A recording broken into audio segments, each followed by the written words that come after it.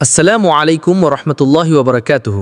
আশা করি আল্লাহর রহমতে আপনারা সবাই ভালো আছেন এবং নিজেদেরকে আল্লাহর সন্তুষ্টির পথে মশগুল রেখেছেন। আজ এমন এক পৃথিবীতে আমরা বসবাস করছি যেখানে সবাই নিজের স্বার্থের পেছনে ছুটছে। চারদিকে কেবল একাকিত্ব আর হতাশার ঢেউ। এই অস্থির সময়ে কিছু মানুষ আছেন যারা সত্যিকার অর্থেই ভাগ্যবান। কারা তারা? তারা সেই সব মুমিন বান্দা যাদেরকে হয়তো কেউ বোঝে না, যারা চারিদিক থেকে সমস্যা আর পরীক্ষার চাপে পিষ্ট হচ্ছেন। তাদের মনে হয় যেন দুনিয়া চারদিক থেকে তাদের জন্য সংকীর্ণ হয়ে গেছে। কিন্তু এত কিছুর পরও এই মুমিন বান্দারা অদৃশ্য রবের জন্য অক্লান্ত পরিশ্রম করে যাচ্ছেন, কঠিন পরিস্থিতিতেও অবিচল ঈমান। কারাই ভাগ্যবান? এই ভাগ্যবান মানুষগুলো তাদের জান, মাল, সময় উৎসর্গ করছেন। তারা নিজেদেরকে স্থিতিশীল রাখছেন এবং তাদের সত্তা দ্বারা অন্যদেরও নিরাপদ রাখছেন। তারা কাউকে আঘাত করেন না, কারো ক্ষতি করেন না। সেই ব্যক্তিই ভাগ্যবান যিনি তার অদৃশ্য রবের উপর ঈমান এনেছেন এবং সেই ঈমানকে অটুট রেখেছেন। তিনি ইবাদতের হক আদায় করেছেন, আল্লাহ ও বান্দাদের প্রতি বিনয়ী থেকেছেন, একটি সুন্দর জীবন অতিবাহিত করেছেন। যেখানে ধৈর্যের প্রয়োজন হয়েছে সেখানে ধৈর্য ধরেছেন, যেখানে সহ্য করার সুযোগ এসেছে সেখানে সহ্য করেছেন, যেখানে ক্ষমা করার সুযোগ এসেছে সেখানে ক্ষমা করেছেন, যেখানে গুনাহ থেকে বিরত থাকার সুযোগ এসেছে সেখানে গুনাহ থেকে বিরত থেকেছেন। তিনি গুনাহ করেননি, আল্লাহর অবাধ্যতার দিকে যাননি। যদিও তার সুযোগ ছিল, কেউ তাকে দেখছিল না, কিন্তু তিনি থেমে গেছেন। কেন থেমেছেন জানেন? যখন লোকেরা তার উপর জুলুম করেছে সে প্রতিশোধ নিতে পারত, কিন্তু নেয়নি। দুনিয়া যখন ভোগবিলাসে মত্ত ছিল তার চোখের সামনে, সেও পারত, কারণ তার কাছে তো তাদের চেয়েও ভালো দক্ষতা, ভালো সাহস আছে। তাহলে সে কেন করেনি?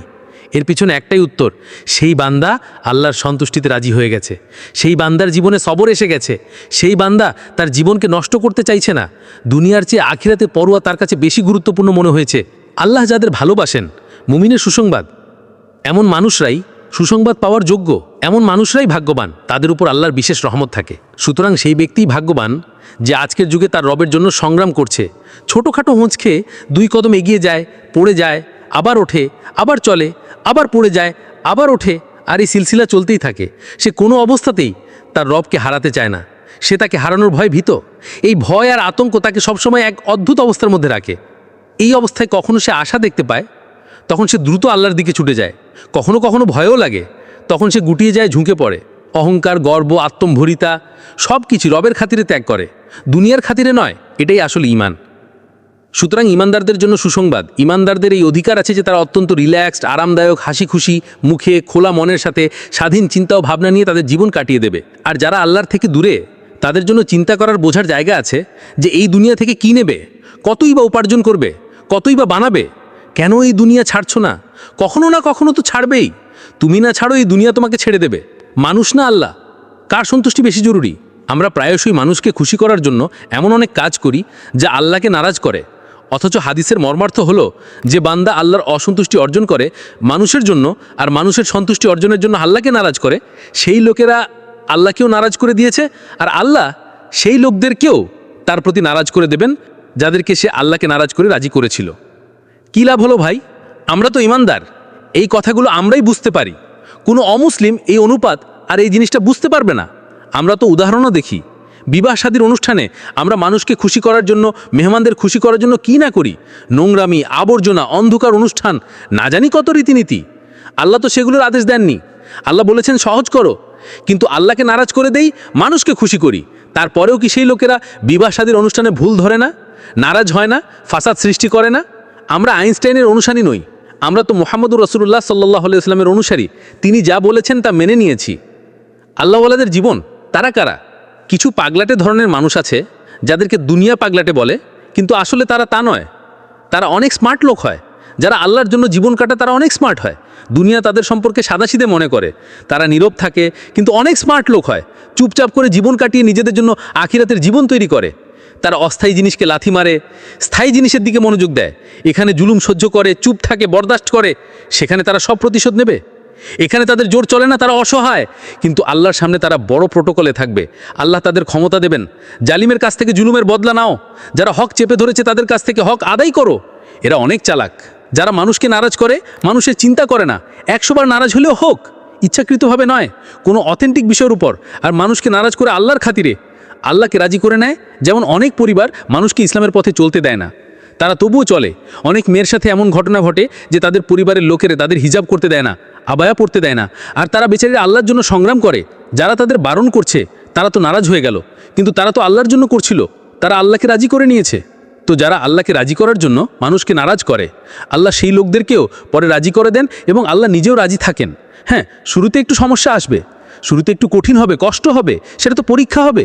কারণ অনেক লোক আল্লাহর জন্য পদক্ষেপ নেয় কিন্তু ডিমোটিভেটেড হয়ে দুনিয়াতে আবার রঙিন হয়ে যায়। কিন্তু কম লোক থাকে যারা আল্লাহর জন্য অটল থাকে। যখন নিজেদের সিদ্ধান্ত নেয় যে আমরা আল্লাহর জন্য সিদ্ধান্ত নিয়েছি, তখন আর মানুষের পরোয়া থাকে না। যেই সিদ্ধান্তগুলো আল্লাহর জন্য নেওয়া হয় সেখান থেকে মানুষ বাদ পড়ে যায়। আল্লাহর রশি, দুনিয়া মুমিনের জন্য কারাগার।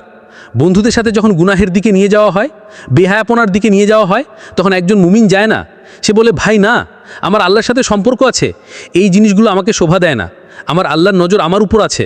সে সূরা ইউনুসের আয়াত 10-61 স্মরণ করে, যেখানে আল্লাহ বলছেন, ওয়ামা তাকুনু ফি শাআনিন ওয়ামা তাতলু মিনহু মিন কুরআনি ওয়ালা তা'মালু মিন আমালিন ইল্লা কুন্না আলাইকুম শুহুদান ইয তুফিদুনা ফীহি, এবং সূরা হাদীদের আয়াত 57 এবং ওয়াহুয়া মাআকুম আইনা মা কুনতুম, আর তিনি তোমাদের সাথে আছেন তোমরা যেখানেই থাকো। আল্লাহ বলছেন, তুমি যেখানেই থাকো আমি তোমার সাথে আছি, যা কিছু করো আমি তা দেখি, তোমার অন্তরে যা আছে তাও আমি জানি। এখন সে কিভাবে যাবে সেখানে? সে তো বাধ্য। একেই বলা হয় রবের সম্পর্ককে সামনে রেখে জীবনযাপন করা। এটাই আপনার কাছ থেকেও কাম্য, দুনিয়ার প্রতিটি মানুষের কাছ থেকে কাম্য, আমার কাছ থেকেও কাম্য। করলে দুনিয়াতেও সফলতা, আখিরাতেও সফলতা। গাফিল থাকবে, অলসতা ও গুনাহে থাকবে, দুনিয়াতেও শান্তি নেই, কোনো সম্পর্ক তোমার সাথে বিশ্বস্ত থাকবে না। প্রতিদিন কোনো না কোনো আঘাত লাগবে, কোনো না কোনো ব্যথায় চিৎকার করতে থাকবে, কোনো না কোনো স্বার্থপর মানুষ তোমাকে ব্যবহার করে একাকিত্বের হাতে তুলে দেবে। এই কারণেই আল্লাহ বলেন, আল্লাহর রশিকে শক্তভাবে আঁকড়ে ধরো, অর্থাৎ কোনো অবস্থাতেই তা ছেড়ো না। দুনিয়া চলে যায়, যেতে দাও। দুনিয়া তো মুমিনের জন্য কারাগার, তারা তো উপভোগ করতে পারে না। তারা তো 2 কদম এগোবে, 3য় কদমে তাদের ভাবতে হবে যে করবে নাকি করবে না। হালাল হারামকে সামনে রাখতে হয় তাদের, জায়েজ নাজিজকে সামনে রাখতে হয় তাদের। তারা তো তাদের আল্লাহর সম্পর্ককে দুনিয়ার আনন্দের খাতিরে, গুনাহের খাতিরে আর 2-4 সেকেন্ডের মজার খাতিরে নষ্ট করে না। তাই তারা এটা করতে পারে না। তারা এই কারাগারেই খুশি, এই জেলখানাতেই খুশি যে আল্লাহ সাথে আছেন, যদিও কিছু না মিলে। কিন্তু যারা আল্লাহকে বিশ্বাস করে না, যাদের আল্লাহর সাথে সম্পর্ক নেই, যারা আল্লাহর জন্য তাদের জীবন কাটাতে চায় না, যারা আল্লাহর সীমা লঙ্ঘনকারী লোক, তাদের জন্য এই দুনিয়া জান্নাত। তো জান্নাতে তো উপভোগ করা হয় নাকি? তাহলে তাদের উচিত যে তারা মন ভরে উপভোগ করুক, প্রাণ খুলে উপভোগ করুক, ঘুরে বেড়াক, ফুর্তি ও মজাতে থাকুক, নাচ গানে থাকুক। আপনার জীবন কোন পথে নিয়ে যেতে চান? আল্লাহকে খুশি করার পথে নাকি দুনিয়ার ক্ষণিকের মোহের পেছনে? সিদ্ধান্ত আপনার হাতেই। আল্লাহ আমাদের সবাইকে সঠিক পথে চলার তৌফিক দান করুন, আমিন। যদি এই আলোচনা আপনার হৃদয়কে স্পর্শ করে থাকে তাহলে অবশ্যই ভিডিওটি লাইক করুন, বন্ধুদের সাথে শেয়ার করুন এবং আমাদের চ্যানেলটি সাবস্ক্রাইব করে দিনের প্রচারে অংশ নিন। আপনার মতামত কমেন্ট বক্সে জানাতে ভুলবেন না। আল্লাহ আমাদের সবাইকে হেদায়েত দান করুন। আসসালামু আলাইকুম ওয়া রাহমাতুল্লাহি ওয়া বারাকাতুহু।